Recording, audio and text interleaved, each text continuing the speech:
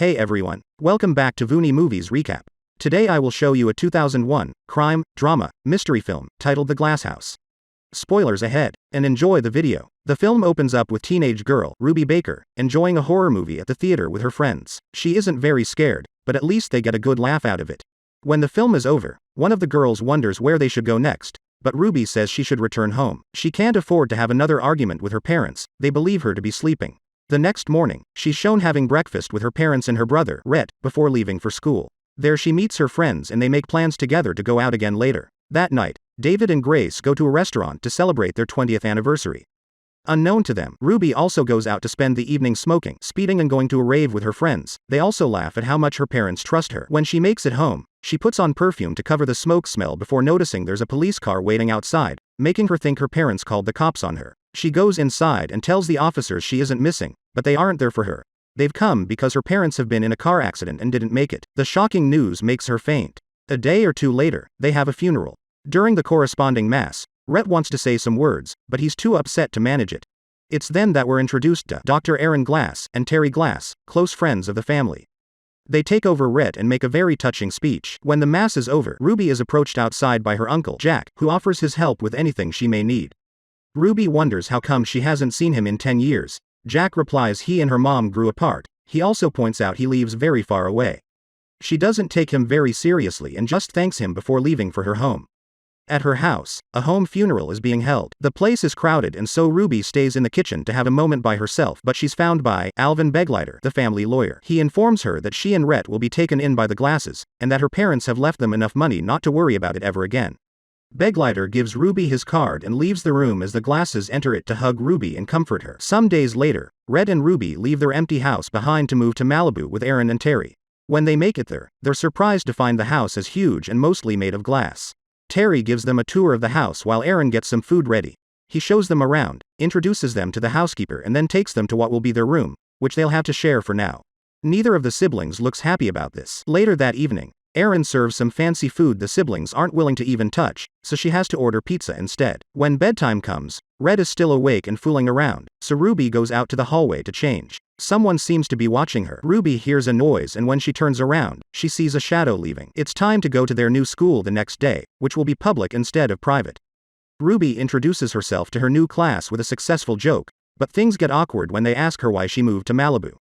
After school, when the siblings return to their room, they find gifts, a bunch of video game consoles for Rhett, and tons of clothes for Ruby. Moments later, Ruby is telling a friend on the phone about her new school while watching TV. She complains about all the kids being too well behaved and not able to see how they've lost their liberties, like the fact they can't use pagers at school. Her chat is interrupted by Aaron, who calls her over to the kitchen. While they're putting away the groceries, Aaron tells her she should have a better attitude towards her new school. Turns out she had been listening to her phone conversation. Later that night, while in bed, Ruby believes her mom is there to wake her up, but when she suddenly sits up in the bed she realizes it was just a dream. Too upset to sleep now, she changes into a bathing suit and goes for a swim at the house's own pool. All is going well until a presence startles out of it. It's Terry, who has been woken up by the noise. He says he thought it was an intruder because he isn't used to having kids around. He helps her out of the pool and gives her a towel as he stares at her inappropriately.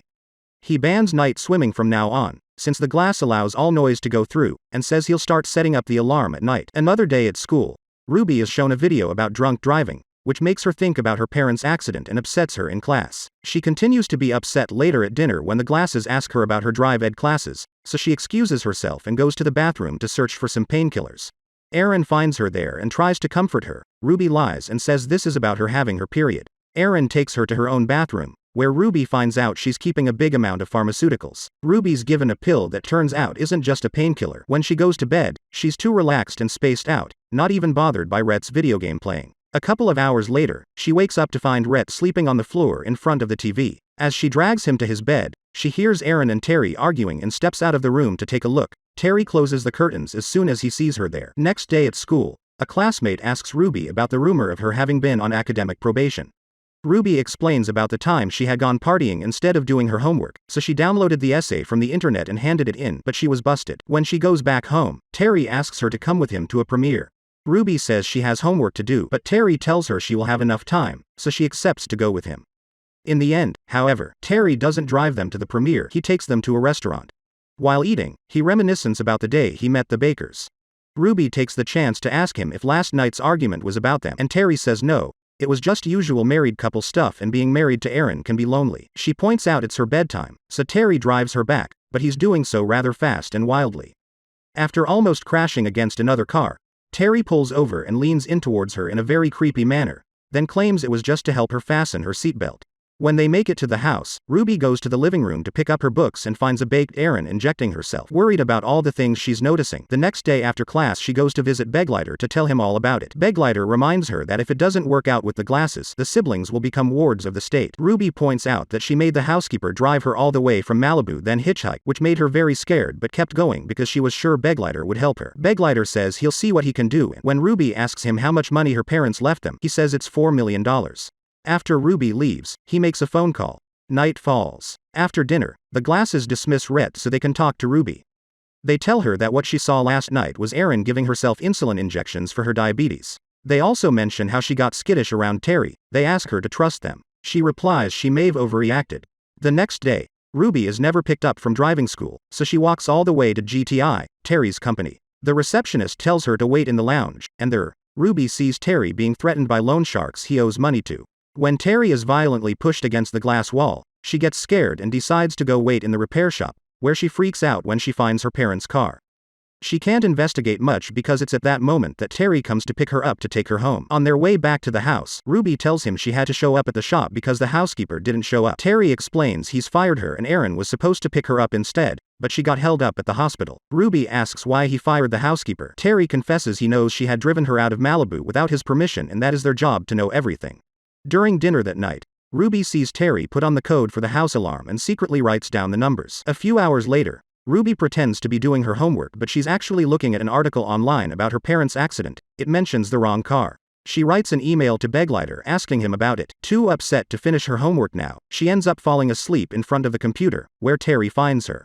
He smiles when he sees the unfinished essay on the screen. The next morning, Ruby wakes up still there, and finds someone had finished the essay for her. She thanks Terry for the help. He replies that would be wrong but winks at her. Later at school, Ruby is summoned to have a meeting with an inspector for social services. Ruby tells her about all the weird things that she's noticed around the house, but she's worried that the agent going to check it out will get her in trouble. The agent tells her she'll say is just a routine check and Ruby can pretend not to know her. When the agent shows up at the house a couple of days later, the glasses were ready for her. They had prepared separate rooms for the siblings, put away Rhett's video games and hid all the pharmaceuticals. When the agent asks Rhett what he does in the evenings, he lies and says he reads. Once the glasses are out of the room, Ruby scolds him for it and he says he's learned it from her. Angry, she grabs the box he's holding and goes to throw it in the trash, where she finds two very important documents. One is a letter from a private school saying they're sorry the glasses won't send their kids there so they'll return the registration fee. The other one is a postcard from their Uncle Jack, checking on them and asking them to call. Ruby tears off his phone number to keep. A few hours later, in the middle of the night, Ruby is working on the computer when Terry passes by to ask if she likes her new room. She replies it couldn't have come at a better time. After Terry's gone, she tries to contact Begleiter through email. She finds out her internet account has been closed. A phone rings and Terry picks it up. It's the loan sharks demanding their money. Ruby picks up a different phone to listen on the conversation and is almost discovered by Terry, but she hides just in time. She hears Terry mention he's found a new personal piggy bank. After Terry goes back to bed, Ruby uses a special code on the phone to find out where the call came from and save the number. At school, Ruby is unsettled, so she leaves the classroom to call Begleiter through the payphone. She tells him he hasn't gotten his emails because Terry busted her account, so he tells her what he's found out then.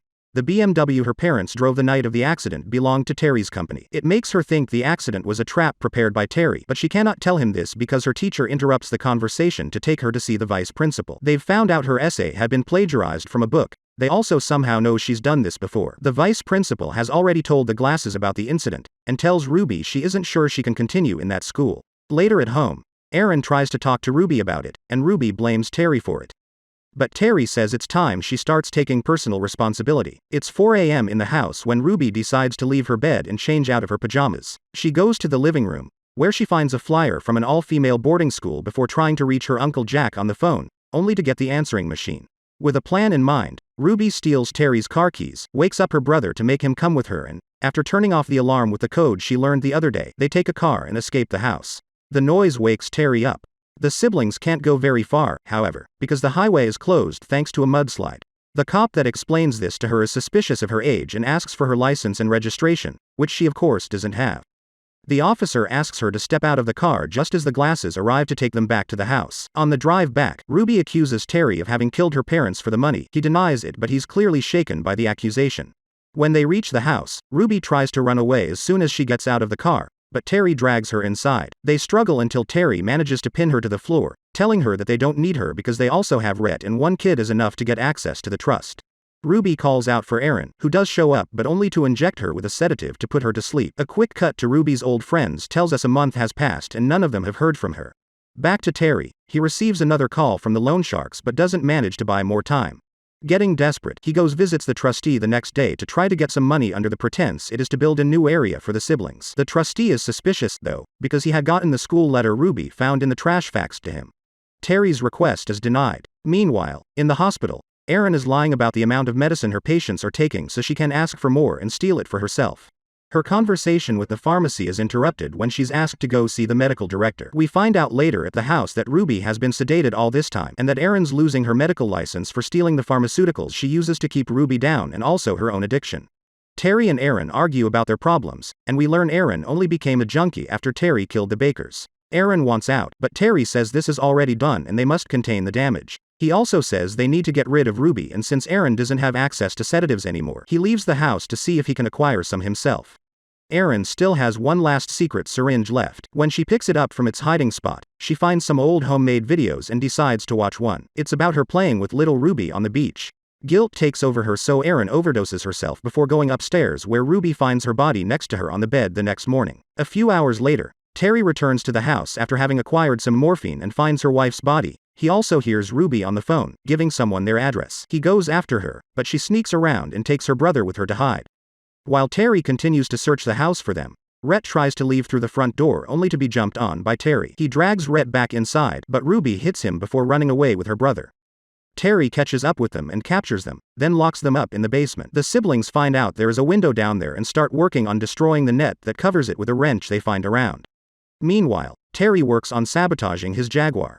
Through the window, the siblings see him pull out the Jaguar and park it outside before going back to the house to nap. Taking advantage of this, Rhett manages to escape through the now broken window and steal the keys from Terry. After he leaves, we see Terry had been awake the whole time and is only pretending to sleep. The kids leave the basement and see Terry on the couch. Ruby finds how easy this is very suspicious. The doorbell rings then. Ruby hides with Rhett behind a wall and they watch Terry open the door for Beglighter, who's come personally because Terry wouldn't pick up the phone. He informs him the bank has blocked his guardianship account and there's an ongoing investigation. We learn then that it was Beglighter that had been informing the glasses of all of Ruby's moves, but only because he thought he could trust them since the Bakers did, and now he sees he may have been wrong.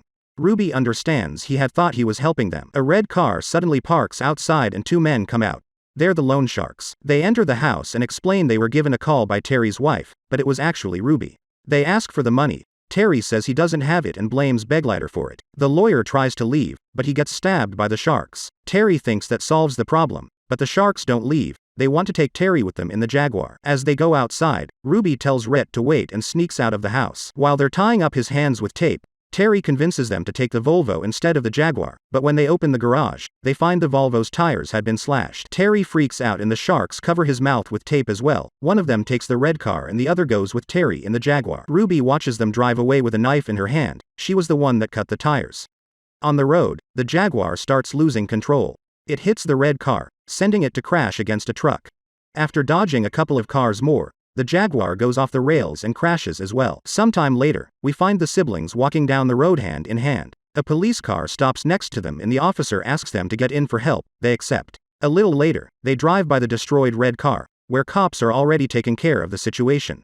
They keep going and find the second crash. The cop stops and leaves the car to investigate, but he is knocked out by Terry after he asks for reinforcements. Terry steals his gun and goes after the kids. When they see him, Ruby jumps on the driver's seat and desperately searches for the keys. Terry is almost on them when she finally finds them and starts the car, drives it back but suddenly stops. Rhett freaks out while Ruby remembers her parents' accident, so she tells him to buckle up while doing so herself before driving the car into Terry, killing him as he's about to shoot. The kids leave the car and hug as more cops arrive to rescue them. The movie ends with the siblings visiting their parents' grave together with their uncle, who promises them they'll have a good life. In the end, if you like this video, please press like and subscribe to help the channel, and turn on the notification. Thanks for watching.